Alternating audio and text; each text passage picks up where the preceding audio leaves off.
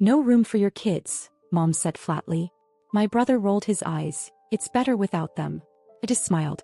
That night, I removed every present from under their tree. I replied, where you left my kids? Nowhere. I shocked them when I said, last Christmas, my mom made it perfectly clear that my kids weren't welcome in her house. I was standing by her kitchen island holding a pan of homemade cinnamon rolls, when she looked at me and said it so flatly I thought I misheard her. No room for your kids this year. Her voice didn't waver. No apology.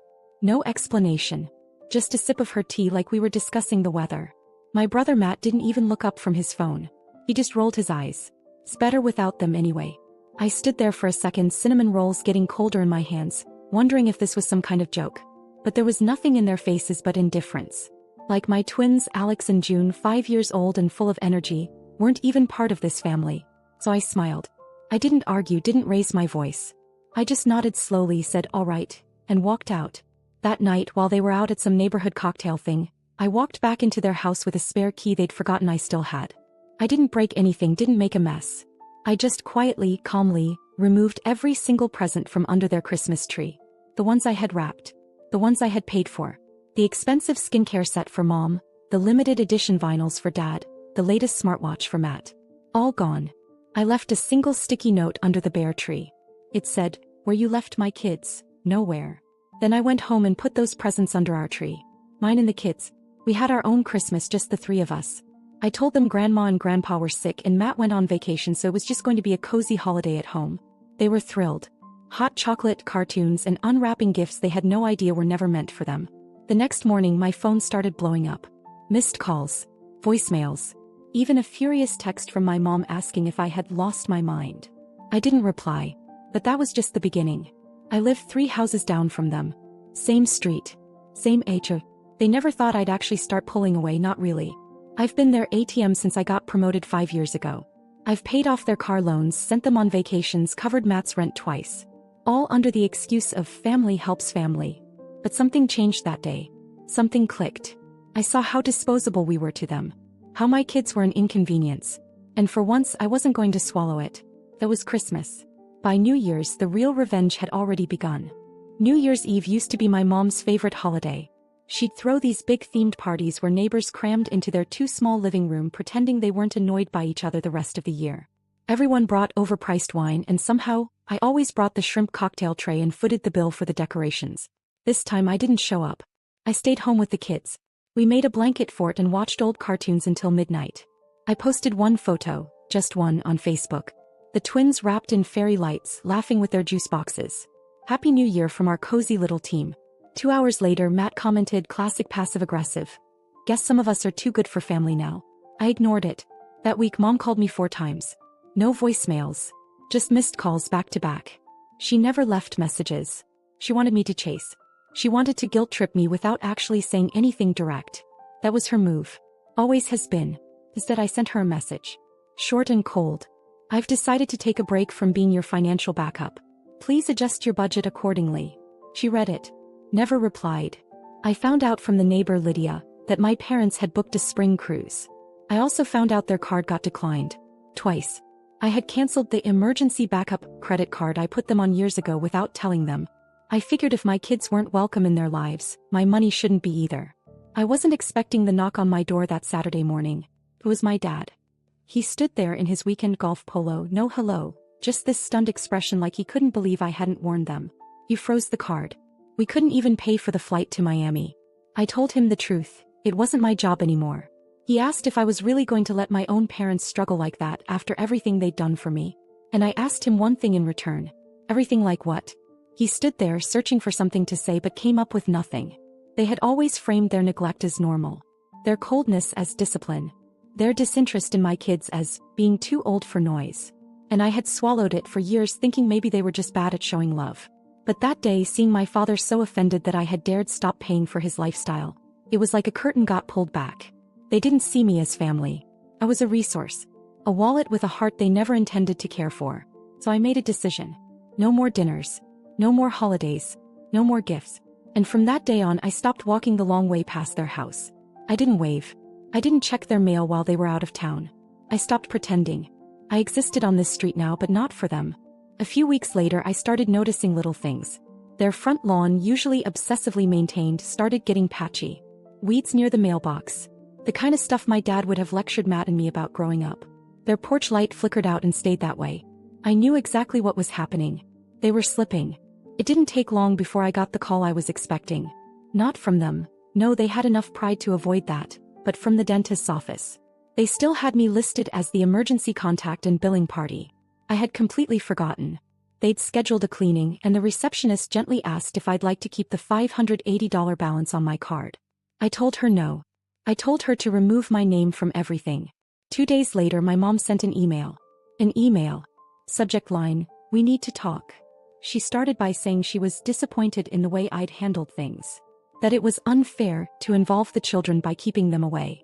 Then she shifted to how we're all struggling right now, and how family should stick together in hard times. I stared at that sentence for a long time. Family should stick together. The same woman who didn't want my kids in her house now wanted me to cover her dental cleanings. The same woman who once told me that I was being dramatic when I cried from exhaustion after my husband left. Who told me that if I couldn't keep my house in order, maybe I shouldn't have had kids so young. That same woman now wanted grace. I didn't reply. Instead, I sat my kids down and asked them if they liked going to Grandma's. June said no because Grandma never hugged her. Alex said he missed the cookies but not the way Grandpa told him to. Pipe down. That was all I needed. I unfriended them on Facebook. I blocked their numbers. I paid off the last little balance on the utilities they had somehow convinced me to co-sign years ago and removed my name from the accounts. They noticed fast. That weekend I got another visitor. This time it was Matt. He showed up in his usual worn hoodie and cargo shorts like he still thought he was 22. He didn't even say hi. Just launched into this speech about how I was ripping the family apart, and how I was acting like some queen because I had a decent job. I asked him one question. Have you ever once babysat my kids? Once. He didn't answer. He didn't have to. He stormed off, muttering something about me being ungrateful. I watched him leave, slowly realizing something I should have figured out years ago. They didn't actually like me. They liked what I gave them. They liked how convenient I was. But I wasn't convenient anymore. And now they were uncomfortable. Good. It started with a sign. Garage sale, Saturday, 8 a.m. with crooked red arrows leading right to my parents' driveway. I didn't think much of it at first. Maybe they were finally cleaning out the attic or getting rid of those useless holiday decorations no one asked for. But Saturday morning told a different story. I was walking the kids to the park, trying to keep Alex from picking every dandelion in sight when we passed by their house. I slowed down, almost stopped. They weren't spring cleaning. They were selling everything. My mom's collection of designer handbags, the ones she used to brag about in front of the neighbors, lined up on a folding table like knockoff knockdowns. Dad's golf clubs were priced at $35, scrawled in black Sharpie. There was a basket full of unopened cosmetics, the kind I used to buy her every Christmas. He never used them. But she didn't return them either. She just saved them. For resale, apparently. And right there in the middle of the chaos, the crystal punch bowl. The one I wasn't allowed to touch as a kid. I watched a teenager hand over a $10 bill for it. No haggling. I didn't say a word. Just kept walking with the twins and told them we'd stop for ice cream after the park. That evening there was an envelope in my mailbox. No stamp. Just my name written in hard, straight letters. My mom's handwriting, definitely. Inside, one sheet of lined paper. At first I thought it was a letter. But it wasn't. It was a list. Every so-called sacrifice they had made for me. Every favor. Every loan I never asked for. Bullet points. Let you stay after college breakup 3 months rent-free. Paid $200 for your car battery in 2011. Babysat for 2 hours when Alex had that fever. Invited you for Thanksgiving in 2019 when you were depressed. At the bottom she had written, "We never asked for anything. Until now." I just stared at it. No signature. No actual request. Just the passive-aggressive math of people who thought raising a child was a tab you could reopen whenever you felt broke. I didn't respond. I put the letter in the junk drawer where it belongs. But that wasn't the end of it. Lydia from across the street caught me while I was bringing in groceries a few days later. She was hesitant, clearly uncomfortable, but eventually she said quietly, "They're telling people you've had a breakdown. That you've been erratic. That you've changed." Of course they were. I had changed. I stopped financing their life. I stopped delivering presents and favors and polite little lies. And now, apparently, I was mentally unstable. That night, I removed my parents from everything official. I updated my emergency contacts at work. I called the twins' school and removed their names from the pickup list. I even made sure they couldn't refill prescriptions under my insurance. I should have done it years ago. Then came the box. It showed up on my doorstep 2 days later, wrapped in pastel paper, no note. My mom had dropped it off herself, according to the doorbell camera. It was supposedly for the kids. Something for Easter. She hadn't even bothered to knock. I didn't open it. I stuck it in the hall closet and didn't think twice. But that same night, just before midnight, someone knocked. Not once, not repeatedly, just one hard knock. I checked the camera feed. It was Matt. Standing there in the dark, staring at his phone, not ringing the bell. He stood for a full 2 minutes, then turned and walked back down the street toward their house. He never messaged. Never called.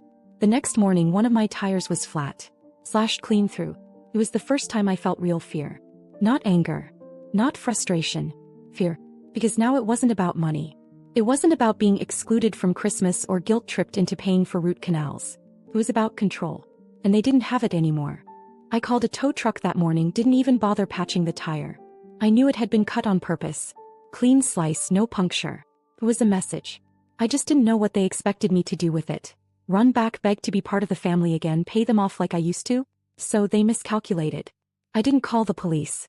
Not yet. But I kept the footage. Saved it to 2 different cloud accounts, labeled clearly. Just in case things escalated. And they did.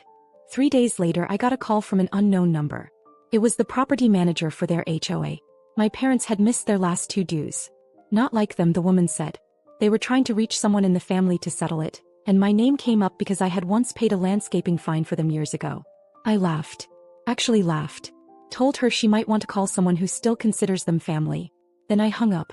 The next day I saw something wild. A moving truck. Not at my place. At first I thought they were leaving. Finally. But then I saw the boxes weren't labeled for storage or transport. They were just stacked on the lawn like someone had started packing, panicked, and gave up. My dad was on the phone pacing. My mom sat on the porch with sunglasses on, just sitting. Not helping. Not talking. Just watching cars pass. I didn't go over. I didn't offer help. Because the truth was, I finally felt free. Not in a petty way. Not in a revenge fantasy. Just released. They were collapsing under the weight of the life I used to carry for them. And now that I wasn't holding it up, it was crumbling. Then came the breaking point. They showed up together at my door. No warning. No text. Just 2 silhouettes on my porch in the middle of a Tuesday. I opened the door because I wasn't afraid of them. I just wanted it over with. My mom started with this long-winded speech about how families fight, how stress makes people say things they don't mean. My dad mentioned that he'd found a therapist they were willing to talk to, as a family. That was the punchline. A therapist. After everything. I told them I had already started seeing one, and she helped me realize something. I owed them nothing. Not my money. Not my time. Not access to my children. Not a seat at my table. I didn't raise my voice. I didn't cry. I just said it. You're not good for me. Or my kids. This is done. My mom started to say something, but I closed the door before she could finish. I watched through the peephole as they stood there. And then they left. They didn't knock again. That weekend I booked a beach cabin just for me and the twins. We built sandcastles, flew a kite, watched the sunset, ate greasy boardwalk pizza. I didn't post anything. Didn't text anyone. Didn't check email. I finally felt happy. Not relieved. Not proud. Happy. And for the first time in my life, I didn't need anyone else to approve of it. A month passed, maybe a little more, before I heard from any of them again. Not a call. Not a knock. Not a text. Just silence. Peaceful, steady silence. And for the first time, I realized how loud their presence used to be in my life, even when they weren't around. The tension. The guilt. The expectation that I'd eventually cave. I didn't. And they must have finally figured that out, because then came the email. Not from my mom. Not from my dad. From Matt. Subject line, "Let's talk like grown-ups." I almost didn't open it. I was curious. The message was short. He wrote that my parents had fallen behind on mortgage payments. That they'd taken out a HELOC a couple of years ago, one I didn't know about, to fund the cruise I never got to hear about. That they were facing foreclosure if they didn't make up the balance. Then at the bottom, one line. "They always thought you'd bail them out. What now?" There was no apology in it. No admission of what any of them had done. Just a bitter little note that stank of resentment and desperation. I didn't reply. A few days later, a for sale sign appeared in front of their house. It didn't even last a full week before it had a red, price reduced, sticker slapped across the bottom. I guess people didn't want to overpay for a 4-bedroom with peeling shutters and a dead lawn. That Sunday, the kids and I were riding bikes past the street when we saw it. A moving truck. A real one this time. Doors open. Furniture being carried out. They were leaving. They didn't look at me. Not once. My dad kept his eyes on the driveway. My mom stood near the porch with her arms crossed, but her eyes didn't lift when we passed. Matt wasn't there. Maybe he'd had enough of the show too. The twins didn't even recognize the house. It had been that long. We didn't slow down. I thought I'd feel triumphant, vindicated, but I didn't. I just felt done. Done with giving pieces of myself to people who used me. Done with pretending that blood makes people family. Done with waiting for them to become people they never wanted to be. That night, I sat in the living room with Alex and June eating popcorn, watching some animated movie they've seen 100 times. They laughed so hard at one part they spilled the popcorn all over the rug. A year ago I would have sighed, told them to clean it up. This time I let them giggle, let them roll around in buttery chaos. I was finally the kind of mom I'd always wanted to be. Present. Whole. Unburdened. There was no more mailbox anxiety. No texts to dread. No favors expected. No envelopes full of emotional debt. Just me. My kids. Our life. They moved 3 towns over. I don't know where. I don't care. They don't have my number anymore. They don't know the kids' school. They don't even know where I work. I made sure of that. My kids will grow up safe from their coldness. They'll never again sit quietly in someone's house feeling unwanted. They'll never believe love has to be earned through sacrifice. They'll never become who I had to unlearn. I ended a legacy of emotional debt. And it cost me nothing I ever needed.